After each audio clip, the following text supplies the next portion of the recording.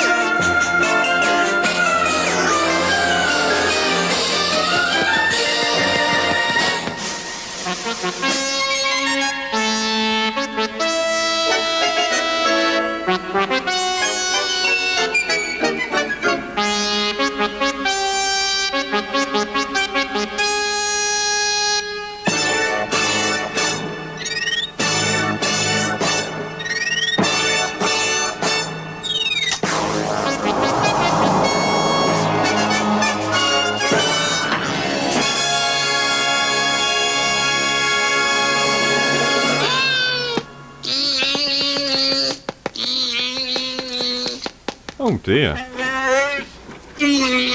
Hold on, I think I found it. Thunderball, here we go. Oh, yeah. I remember this scene, it's a bit weird. Nice to have met you, Mr. Bond.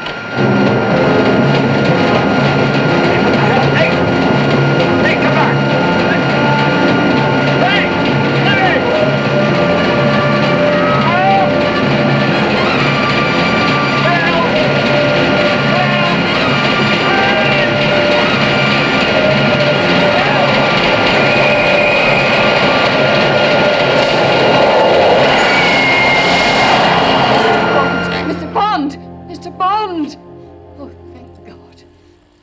You could have been killed.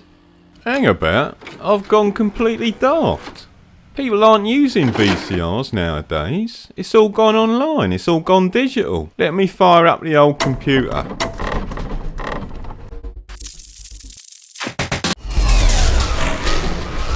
Code name?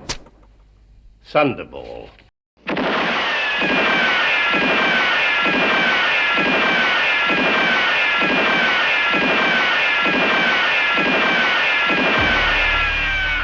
You got a mix of locations in this one. You got England, and you got Emilio Largo in France. Here's James Bond in the Bahamas. The old Aston Martin makes an appearance again, and they got water cannons this time. It's very effective, that is. Then James Bond uses a jetpack. Last time we had pussy galore. Now we got gadgets galore. Look at all this. This is an underwater jetpack. That's your old Geiger counter. That's a camera what takes images in the dark. That's a miniature underwater breathing apparatus. You've got a tracking device disguised as a pill. Then you got the old Walter PPK. Bond's got a silencer on it this time. You got all your suits again. Got the old DJ, dinner jacket, brown one, a blue one, and you got a grey one with a blue shirt here. Got beautiful girls again. Beautiful girl on a bed. Beautiful girl on a telephone. Beautiful girl in a speedboat in a bikini. A beautiful girl in a casino. And you got Bond as a symbol of good, and Emilio Largo as a symbol of evil. Then in terms of your supporting characters, you got Moneypenny again. Quite a funny scene this time. Smashing figure. I don't suppose that has anything to do with your request. Was there ever a man more misunderstood? Now, James, you can't pull the wool over my eyes. You may be able to calm the old man, but I know better. I can... So do I, Miss Moneypenny. And I'll thank you not to refer to me as the old man. I think I had a hat when I came in. And as we've just seen, Bernard Lee's back as M again. Sir, I respectfully suggest that you change my assignment to Nassau. Is there any other reason besides your enthusiasm for water sports? Perhaps this, sir. Well? Well, there was a photograph of that man in this dossier you gave us. His name is Duval. Well, I saw him last night at Shrublands, but he was dead. Oh, no, sir, not possible. He was seen boarding the Vulcan, took off last night. If 007 says he saw Duval last night at Shrublands and he was dead, that's enough for me to initiate inquiries. Oh, well, yes, sir, of course. I think this scene shows quite a touching relationship between M and Bond. When it comes down to it, M always supports Bond. He's got his back. And there's also a slightly reserved sense of affection, I think, as well. And you got Q again. Oh no. 007. What a wonderful surprise. Well, for me too. I must say, I find this business of equipping you in the field, on the run as it were, highly irregular. Here we have a Geiger counter. Useful and unobtrusive. The sweep hand takes the radioactivity count. It's waterproof, of course. But of course. There's that same tension or conflict between them that we saw back in Goldfinger. Bond likes to joke around, but M takes his work very seriously. Then you got Felix Leiter again, with yet another actor playing the part.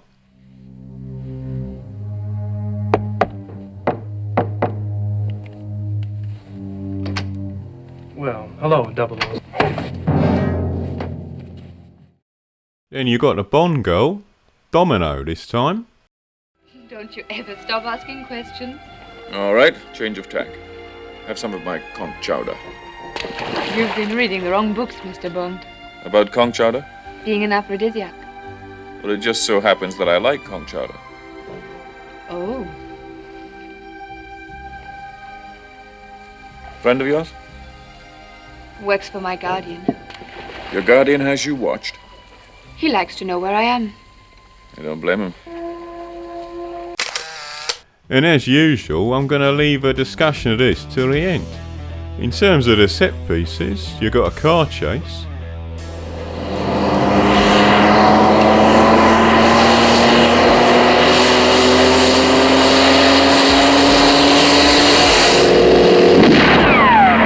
You got your fist fights again.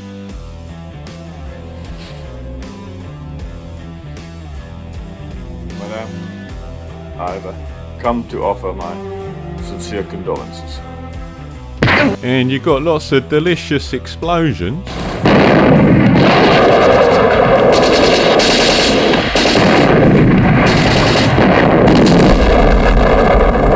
And you got the old sex scenes again. Wild. You should be locked up in a cage.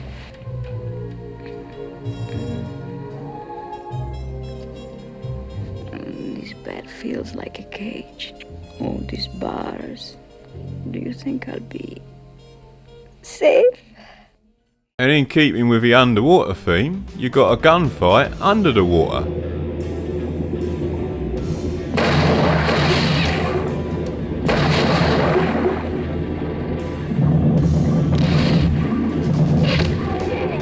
And James Bond also makes his daring escape underwater this time.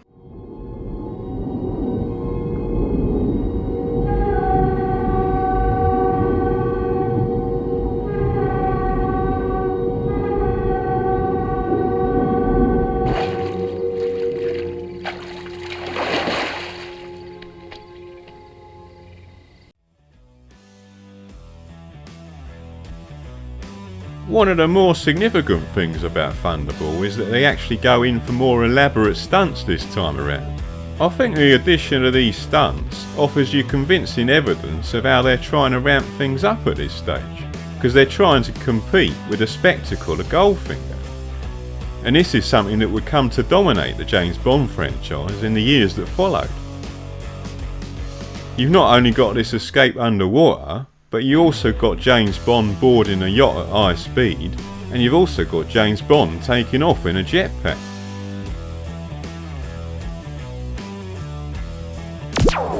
Taking its lead from Goldfinger, Thunderball also continued with the tie-in merchandising.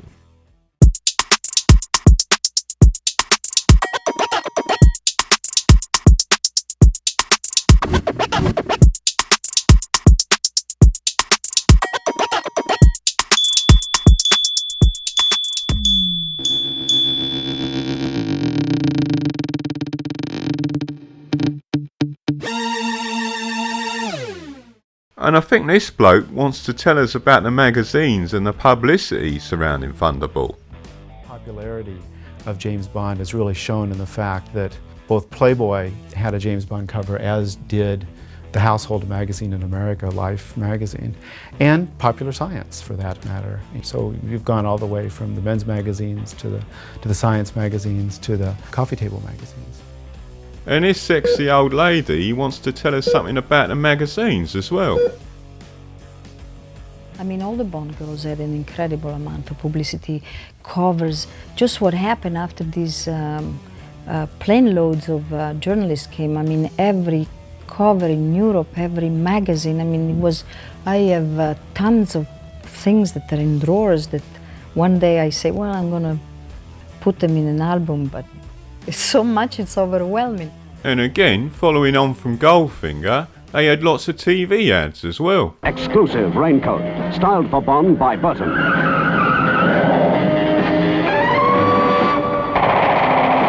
The James Bond 007 raincoat, only at Burton.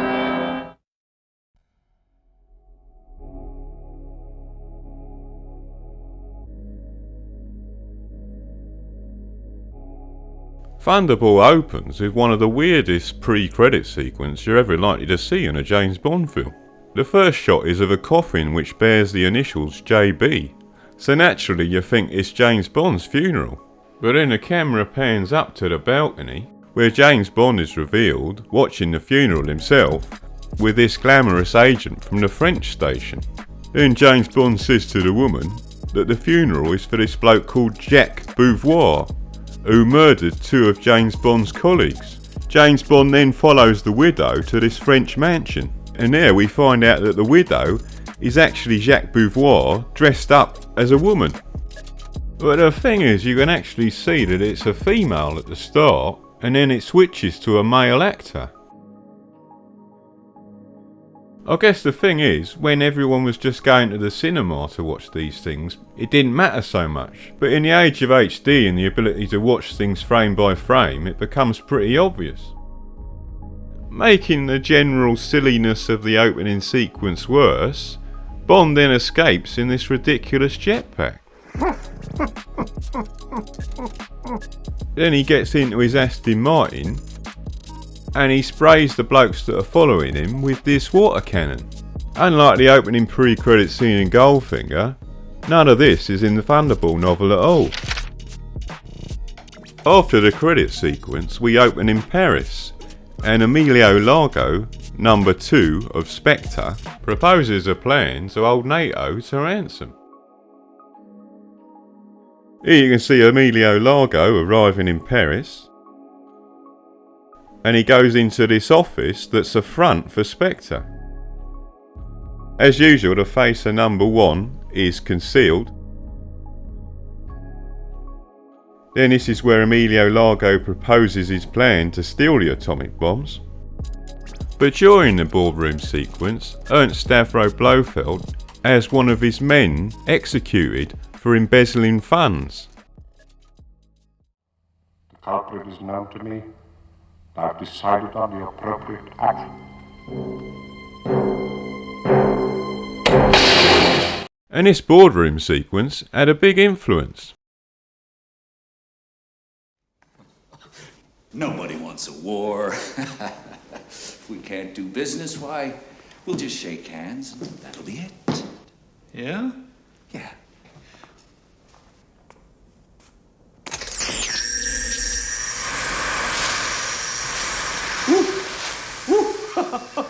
Oh, I got a live one here.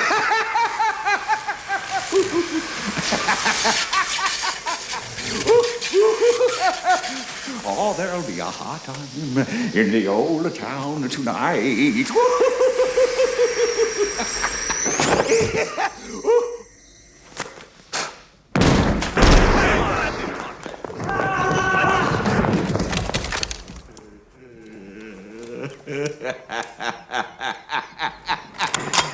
Antoine got a little hot under the collar.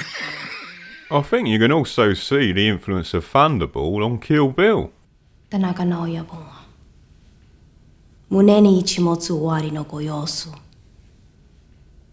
ぜひ本音をお聞かせいただけましょう今日ここで起きちまって間違いなことだよ石井の姉さん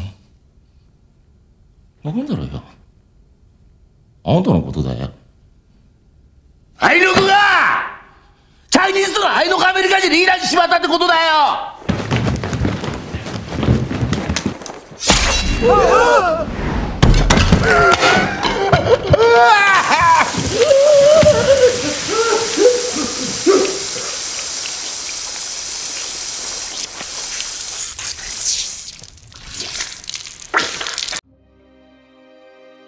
Anyway, we got a bit sidetracked, so let's go back to summarising the rest of Act 1.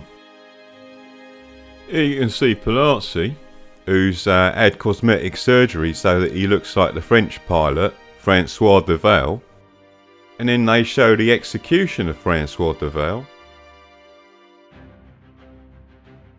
And Bond discovers the body.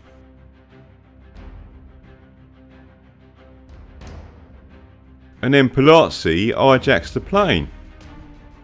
And he does a crash landing in the Bahamas. He lands on the water. Then Emilio Largo retrieves the atomic bombs from the plane and he also kills the pilot. In Act 2, Bond evades an assassination attempt by Spectre.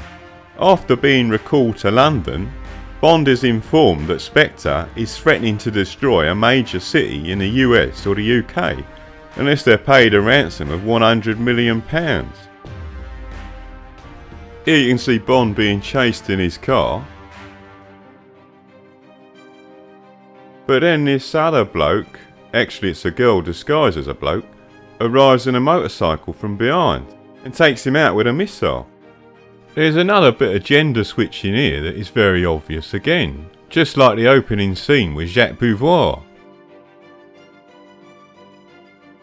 So here you can see it's actually a male stuntman who throws the motorcycle in the water, but then it switches to Fiona Volpe. So again, that looks pretty awkward to me in this day and age.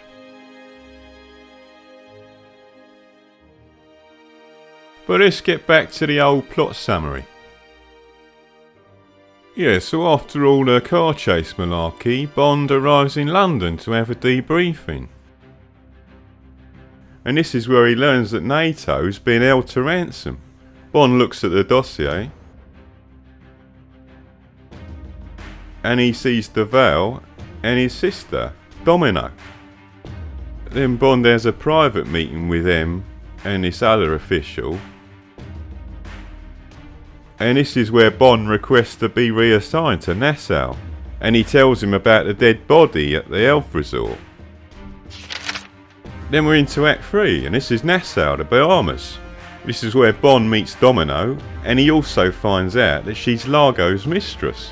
Bond also teams up with the CIA operatives Felix Leiter and Paula Kaplan. And he's also equipped on location by Q. Here you can see Domino.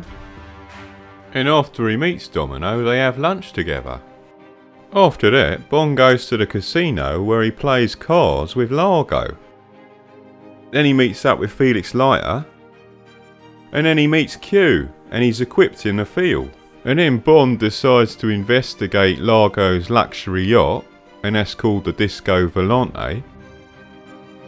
And then you got an underwater sequence, and you can see James Bond taking pictures with a camera. Here's the underwater hatch, and then he goes for a bit of aerial reconnaissance in an helicopter, and Felix Leiter's the pilot. And that's Emilio Largo's estate. And after the aerial reconnaissance, Bond goes and breaks into Largo's estate, and he sees that the female CIA operative has been killed after she's been tortured. But then Bond is discovered and there's a bit of a shootout. He has a fight and he falls inside the swimming pool, and Emilio Largo seals the swimming pool with these shutters, and then he releases his pet sharks.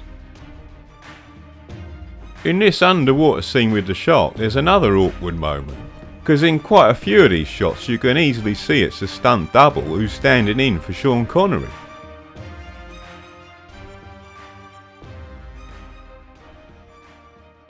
But again, it's all very obvious in the modern age of digital media, where you can look at everything under a microscope.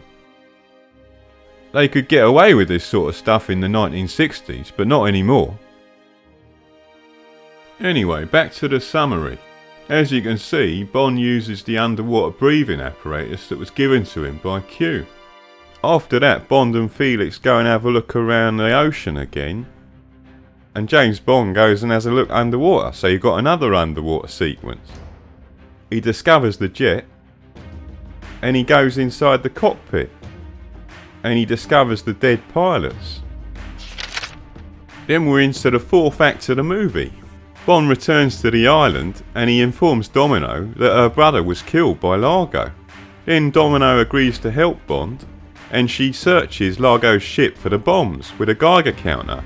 Bond and Leiter then attempt to recover the bomb in an underwater battle. This is where Bond tells Domino about her brother. It's a big emotional scene, this one, and she gets very upset. But then she decides to help Bond foil Largo's plans, and she goes back on board the Disco Volante with a Geiger counter. But then Largo finds the Geiger counter, and throws her in the bedroom. Then we cut to Bond, who's sneaking about and seeing what Largo's men are up to. He takes one of them out, and he disguises himself as one of Largo's divers. And you can see Largo's part of the same diving crew. They want to move the bomb from its hiding place. But then Bond is discovered, and this is the final battle. But then Bond manages to board the Disco Volante as it's making its high-speed escape. And he enters the bridge, and he has a fight with Largo's men. He takes out a couple of them, but then Largo gets the better of him. But then Domino emerges, and she shoots him in the back. Then Bond and Domino escape to safety on this rubber dinghy, and that pretty much wraps her up. So Bond and Domino done it. They saved the day. I'd say that Thunderball is sort of equal in complexity to From Russia, but unlike From Russia, some of the adaptation choices are a bit silly. So whereas From Russia with Love was a really clever adaptation, I'd have to say that Thunderball is a bit of a letdown. It's also an example of the fact that being complicated in and of itself doesn't make for a great movie. In order to pull off complexity, you've got to have cleverness at the same time. Anyway, after all that, I think it's time for another commercial break. These are the slacks they styled for Bond. Styled for Bond by Burton. Action slacks. Styled for Bond by Burton.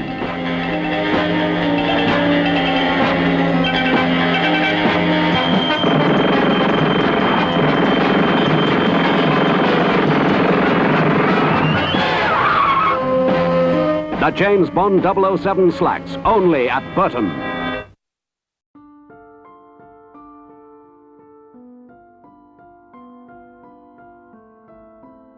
Here you go. Do you remember this article I showed you in the Dr. No review? It was an article in the Guardian newspaper where the director of No Time to Die was complaining about Sean Connery's version of James Bond. and he refers to the scene in Thunderball where James Bond forcibly kisses a nurse. And he goes, "Is it Thunderball or Goldfinger where basically Sean Connery's character rapes a woman?" said Fukunaga. She's like, "No, no, no," and he's like, "Yes, yes, yes." That wouldn't fly today.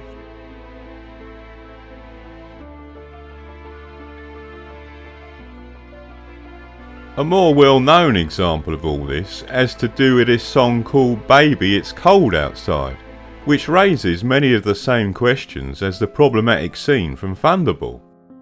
Controversy around this song all kicked off in 2018 when it was banned by a number of radio stations, Canadia's CBC for example. The pressure and persuasion that the man demonstrates in the scene is said by some to have been suggestive of things like date rape and sexual harassment. Then you've got people on the other side of the debate saying that the critics don't really see the song in its historical context. And if you listen to the lyrics carefully, you can tell that the woman ain't actually unwilling, it's just that she's reluctant to have an affair with this bloke because of what the social expectations of her behaviour should be. A lot of people at the time said this was all part of a wider cancel culture. Really can't Get over that old doubt, baby. Ah, but it's cold outside.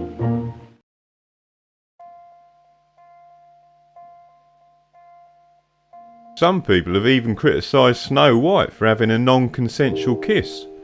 You know, the part of the story where the prince kisses a sleeping Snow White to break the curse. Many films and TV shows that seemed like wholesome entertainment at the time are now not only seen as sexist, but also racist and homophobic and transphobic and even fatphobic. So it's not only James Bond and Snow White who are in trouble.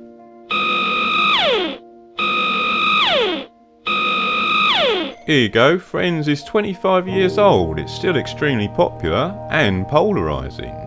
Is Friends homophobic? In short, yep. It's riddled with lazy gay jokes. Where are all the people of colour? Good question. Is Fat Monica fatphobic? Fat Monica is one of Friends' trickiest issues. What about Chandler's dad? On the show, she was mostly referred to as a gay man, a drag queen or a cross-dresser, and she was always discussed with abject disdain. So in a space of about 70 years or so, we've gone from things like this to things like this. And from things like this to this. Now I bet when I was a young lad, the world was a completely different place. And to be honest with ya, it can be hard for an old man like me to keep up with the times. What is pegging anyway? I'll have to ask my wife. Ooh, blimey.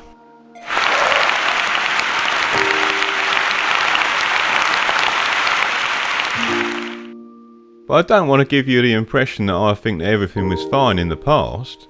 And I think there is a lot of value in looking back at the TV shows, the films and the songs from the past in order to see how far we've moved on. A wise man once said, the past is a foreign country. Anyway, now that we set the context, I think it's almost time to watch the scene itself. But there's just one more thing. Before we watch the infamous scene in Thunderball, I think we need to set things up slightly. Because you got to know that Bond is staying at this elf resort, right? And he meets this other guest called Count Lippe. And he becomes a bit suspicious of him because he sees this tattoo on his forearm. And then Bond telephones Moneypenny from the elf resort to see if she can consult with the records department. And then Bond discovers that it's actually a tong symbol. After that, Bond continues with his treatment at the elf resort. And he goes on this stretching device.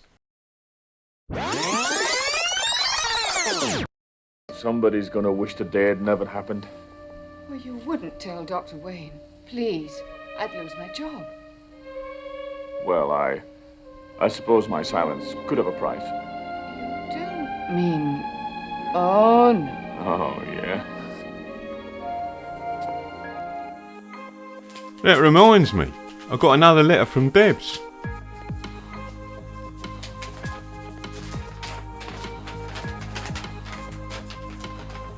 Here you go, she says, "Dear YouTube, I can't believe my dad's still posting these stupid Bond videos. It's all so embarrassing and humiliating. Does anybody even watch that crap?" Bloody hell. To make matters worse, he even made me watch that really obnoxious Bond film the other day. It's called Thunderball, I think. Anyway, I watched it with him last week when I went over to his bungalow for one of his fry-ups.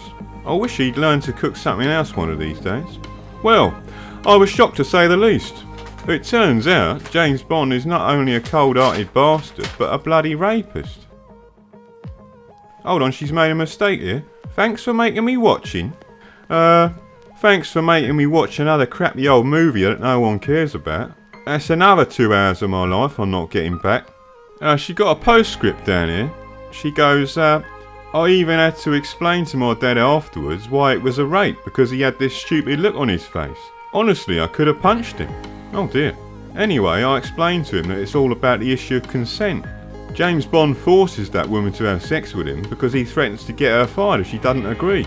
It's pretty obvious, right? Unless you're an idiot. And then, to make matters worse, the woman in the film is actually shown to enjoy herself afterwards.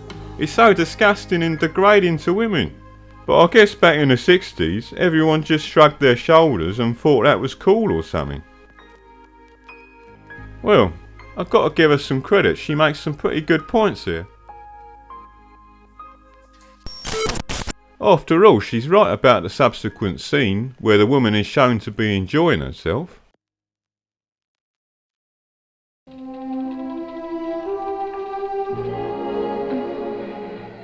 Mink. It reduces the tensions. But the funny thing is, if you listen to the actress who was actually in the scene talking about Thunderball, she didn't seem to think there was anything wrong at all. It was just great fun. I met Tom Jones there. He was singing the theme song. I saw it in the end about 16 times because I went to various premieres. And I suppose I was vain. I looked at the screen and thought, yeah, you look all right, girl. In fact, most of the Bond girls seem more concerned about all the crazy people who were hanging around the premieres. And then going to a premiere in the evening, they literally attacked the car. I mean, and rocked the car and almost broke the windows and screaming, Bond girl, and it was like really, really scary. I mean, that was when I got, it suddenly, it dawned on me what it was all about. I mean, before it was, I was just doing it, you know, but that scared me. Going to the premieres there, because I was blonde and I had a tan and I wore a white dress, people wanted to touch me. I found that very strange. Yeah, the public are a bunch of bloody perverts. But as is often the case with these early Bond films, I think this puzzle can be solved by returning to the novel itself. Because the thing is, this scene ain't in the novel at all. Even so, there are some similarities between the novel and the film. After all, Bond does force Patricia Fearing to give him a kiss. Her eyes, a few inches away from his, held nothing but professional concentration. She hauled strongly away from him, presumably with the object of freeing his vertebrae. This was too much for Bond. At the end of it, when she told him to release his hands, he did nothing of the sort. He tightened them, pulled her head sharply towards him, and kissed her full on the lips. She ducked quickly down through his arms and straightened herself, her cheeks red and her eyes shining with anger. I don't think it's actually possible to identify who had this idea for the rape scene in the film. One thing we know for sure is that the idea didn't come from Ian Fleming, so we can rule him out. The thing is, Terence Young is the director of Thunderball, and he's the same director as the first and second films. Neither of those two films contain such a weird scene as in Thunderball, but I suppose because he is the director, you could say that it ultimately is his responsibility more than anyone else. Then you got this bloke called Richard Maybaum, who wrote the screenplay, and he also worked on the previous 3 films. And whether it was his idea or not is anyone's guess. The only difference this time around is this bloke called John Hopkins, who's credited as a co-writer on Thunderball. And this is his only James Bond film. If I was a betting man, I'd say it was John Hopkins because he's the odd one out, but this ain't no game show.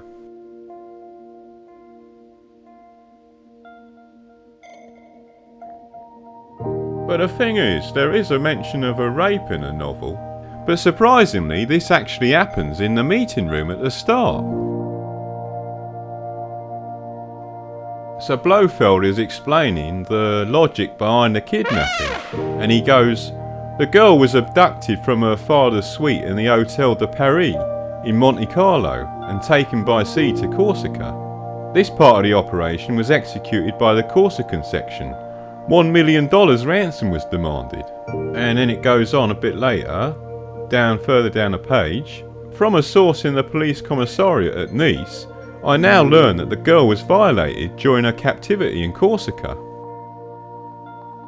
And this is the reason in the novel why Blofeld electrocutes one of his subordinates, whereas in the film it's changed to embezzlement.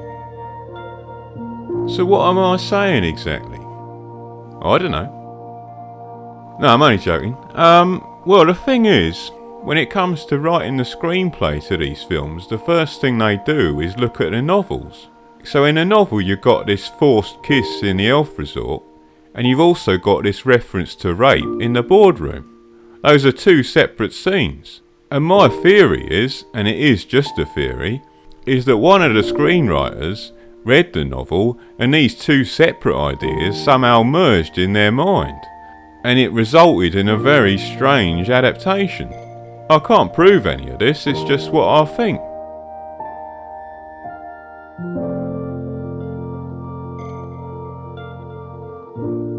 But anyway, returning to the remarks made by the director of No Time to Die, I do in general kind of agree. So I do think the scene in the elf resort is pretty messed up, and Thunderball would be a lot better off if it weren't in the film at all. But at the same time, I do think there are some complicating factors that we need to consider. Bond's sexual encounters with women don't take place in the context of ordinary life, but they take place in a context where sex is used as a weapon. Sometimes Bond is on the receiving end of this himself.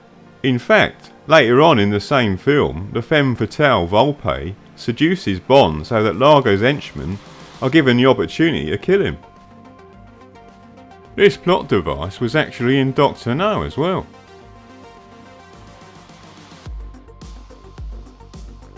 And the entire plot of From Russia, for example, revolves around using seduction as a means of fighting your enemy.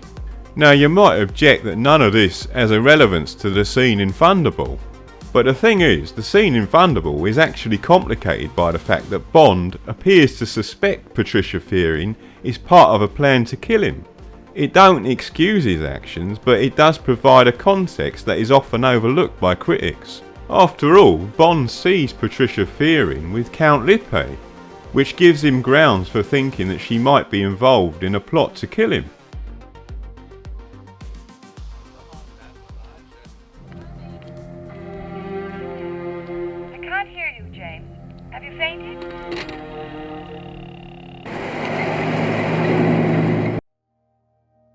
Another relevant factor to this discussion is the idea of Bond as an anti-hero.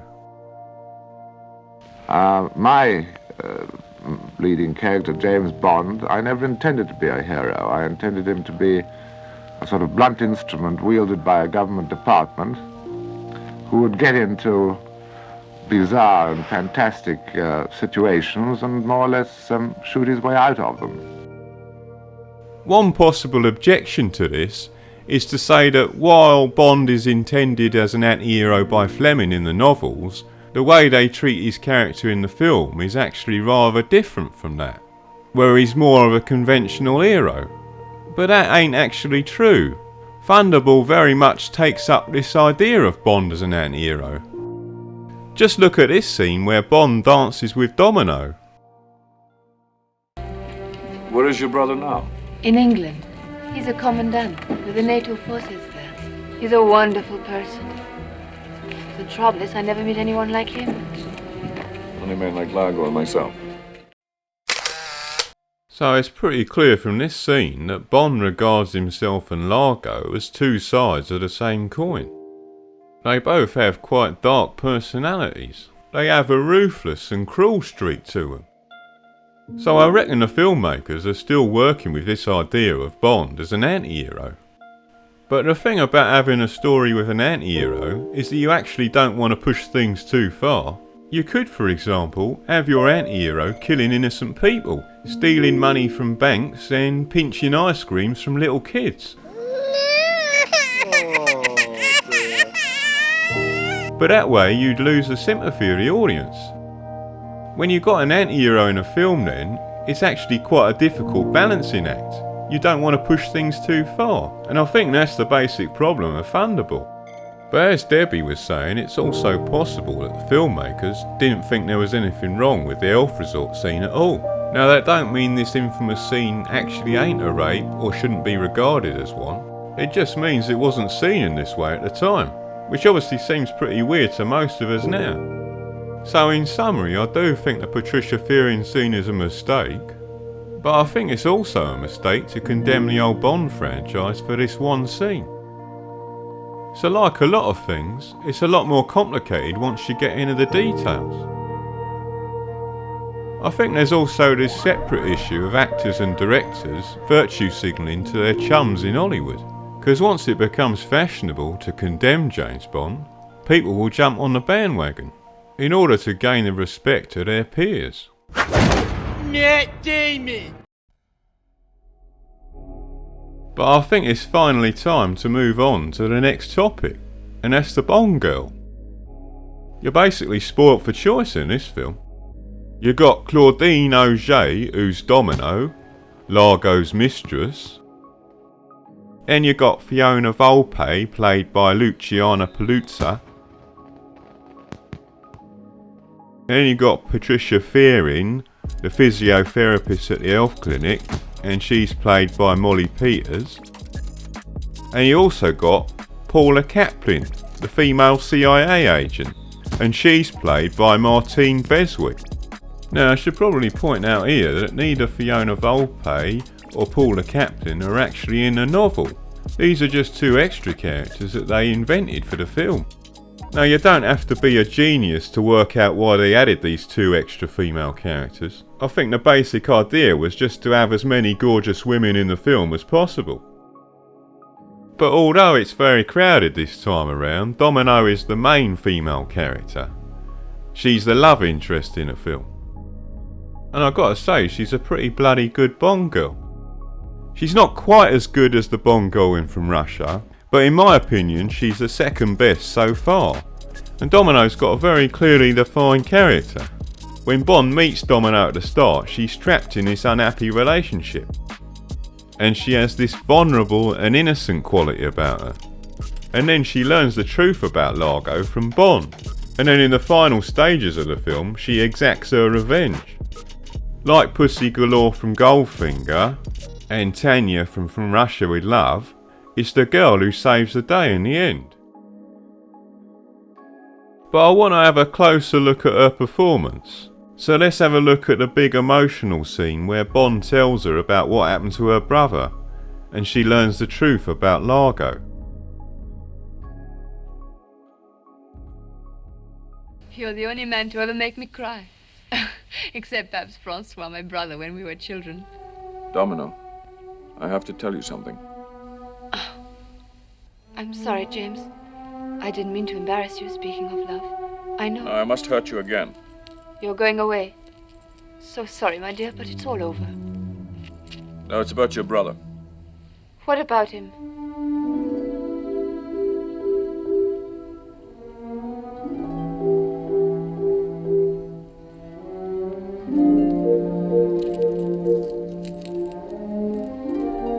Francois. First of all, she's very natural in front of the camera. She's quite good at portraying raw emotion. And then when she remembers her childhood with her brother Francois, she has this delighted look on her face, which makes it feel like a real memory. And then there's this sudden emotional reversal when she learns about the fate of her brother from Bond. Bond shows her the dog tag, and she realises immediately what he's going to tell her. There's quite a nice emotional range in this scene. It goes from the excitement of a fond recollection of her brother to the shock and sadness that she experiences at learning about his death. Now, I'm not saying it's an absolutely amazing performance, but it's certainly competent and quite believable. It makes the audience feel connected to Domino, we share in her disappointment, and we also understand what motivates her to get revenge on Largo.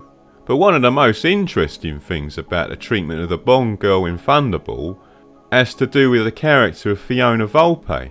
Now, I left her out of the plot summary because I think it would have made it a bit too complicated, but we can focus on her character now. Volpe's function in the film is basically to be a direct opposite to Domino.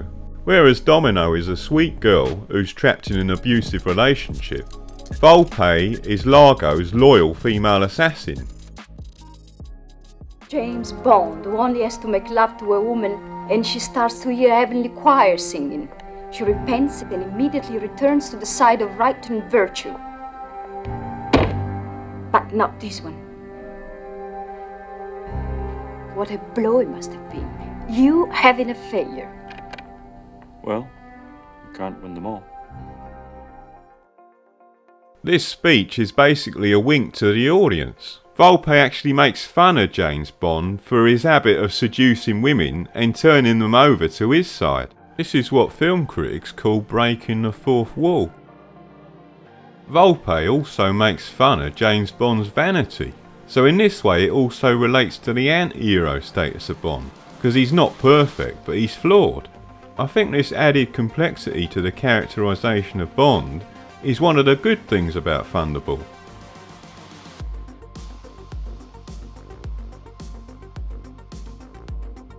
In terms of Spectre, there's a lot more consistency this time around between the novel and a film. Because the thing is, Thunderball is the novel where Spectre was first introduced. Yeah, so if you look at the start of chapter 8, M says to Bond, nobody's ever heard of these Spectre people. And the reason why it's Spectre and not the Russians this time is actually explained in the novel itself. Here you go, on page 91 it goes, the telephone, the red one that was a direct line with headquarters, gave its loud distinctive jangle. Bond kept his eyes on the page and reached out a hand. The Cold War is easing off, it was not like the old days. Yeah, so by 1961, Ian Fleming himself thought that the Cold War was easing off, so he replaced the Russians with Spectre.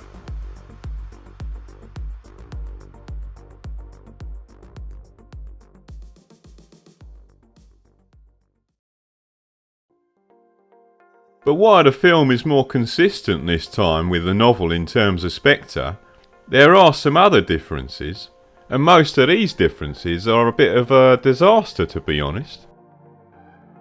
We've already talked about some of these mistakes. We talked about the ridiculous pre-credit sequence, which isn't in the novel at all, and then this silliness is compounded by the scene with James Bond on the rack and the awkward rape scene. But then there's another mistake too, and this is the pilot swap. In the novel, Spectre pays off this Italian pilot called Giuseppe Petacci to hijack the plane. If you look at the start of chapter 9 in the novel, on page 116, so far as Spectre was concerned, Plan Omega had gone exactly as Blofeld had known it would, and phases 1 and 3 in their entirety had been completed on schedule and without an hitch. Giuseppe Petacci, the late Giuseppe Petacci, had been well chosen. And then a couple of pages later there's a flashback where Fleming discusses how Giuseppe Petacci was recruited by Spectre. Yeah, so if you look on page 118, it goes, the Organismo turned up bearing just those gifts that Petacci lusted for. It came in the shape of an Italian named Fonda, who was at that time number 4 in Spectre, and who had been casing the personnel of NATO via Versailles and Paris nightclubs and restaurants for just such a man. It had taken one whole very careful month to prepare the bait and inch it forward towards the fish, and when it was finally presented, number 4 had been almost put off by the greed with which it had been gobbled. And then if you go on to page 119, it says, in exchange, Patachi would receive $1 million, a new passport in any name and nationality he chose, and an immediate onward passage from the point of delivery to Rio de Janeiro. So in the novel you've got this idea of a corrupt NATO pilot who's taken in by Spectre, whereas in the film the real NATO pilot is killed and replaced by this bloke who's had plastic surgery to look like him. So whereas the novel offers a story of corruption, the film just completely scraps this idea and goes with the idea of a body double. I imagine that the pilot switch was motivated by a concern of not offending NATO, because I think the golden rule of movie studios is not to offend big companies or large organisations. Just think of that recent video from John Cena, who apologised to the Chinese Communist Party after referring to Taiwan as a real country. 你好，中国，这是叫西娜。我必须说，现在，在《速度与激情》中，我做很多采访，很多。所以在一个采访，我有一个错误，所有人问我，如果我可以用中文，速度与激情主人给我很多资讯 information。所以很多采访，很多 information， 我有一个错误，我必须说现在就是很重要，我爱更尊重中国跟中国人，我很抱歉对我的错误，对不起，我很抱歉，你必须了解，我很爱，很尊重中国跟中国人，不好意思，再见。How embarrassing.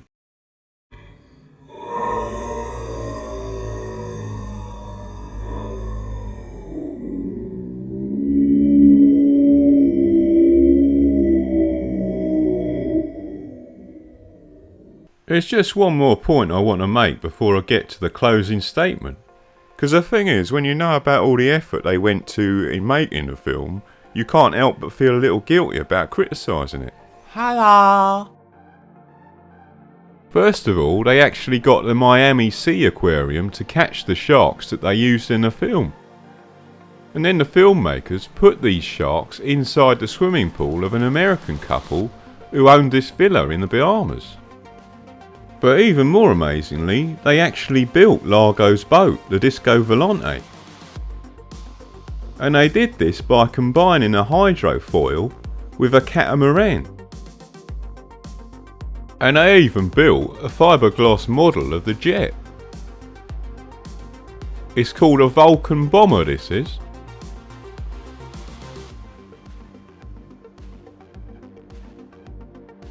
And they also built these pontoons so that they could film scenes on the water. But they also filmed some of the scenes back in Pinewood Studios in London. The final fight scene, for example, between Bond and Largo. And if you watch these behind the scenes footage, you can't really doubt the passion of the director, Terence Young. Give a gun up. On the side. Yes, put it on. All right, here we go. All right, action!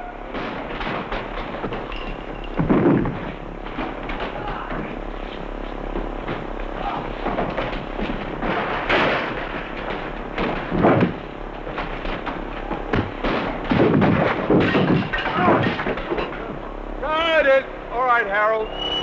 Bloody good. Let's cut to commercials. Sit down, Bond. Here, your 007 ring. It leaves the 007 seal. Your 007 ID bracelet conceals ammunition and message pellets for use with the 007 pen. An ordinary pen, isn't it? It writes like one, but it projects messages over 20 feet. Ingenious. And should you find yourself trapped, you merely whistle for help. Then, by placing ammunition in that slot... Careful, Bond! This is vapor paper, writing messages to our agents. Drop it in water. Astonishing. Good luck, Bond. You're on your own. Get your 007 secret agent pen and disappearing vapor paper separately or packaged with a 007 secret agent ring and ID bracelet. You'll get a bang out of it. By American Character.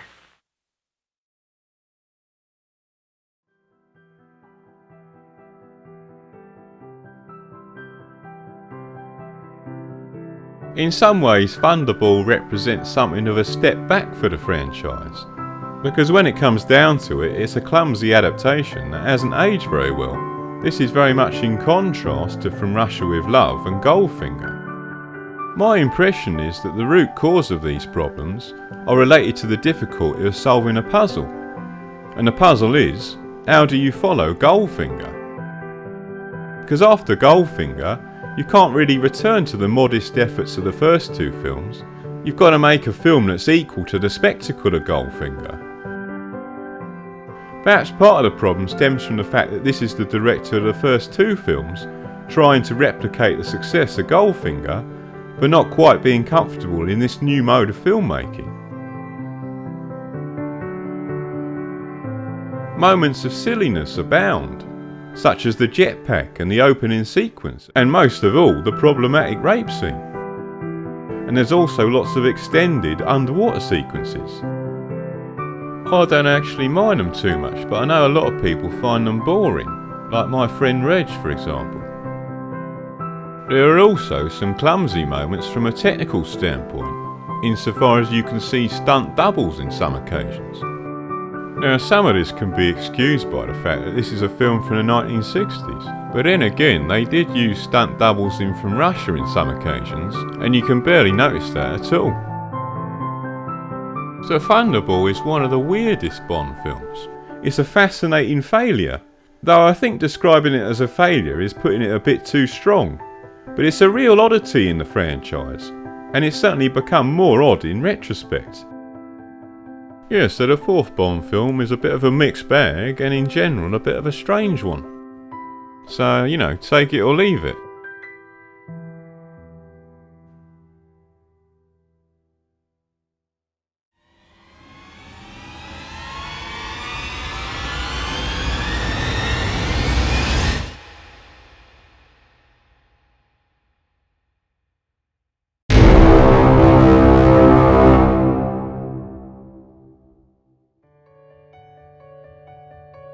So coming off the back of From Russia and Goldfinger, Thunderball represents something of a decline. On the plus side, in the form of Domino, you've got a very solid Bond girl, and you've got a complex, if flawed, treatment of Bond that delves into the dark side of his personality.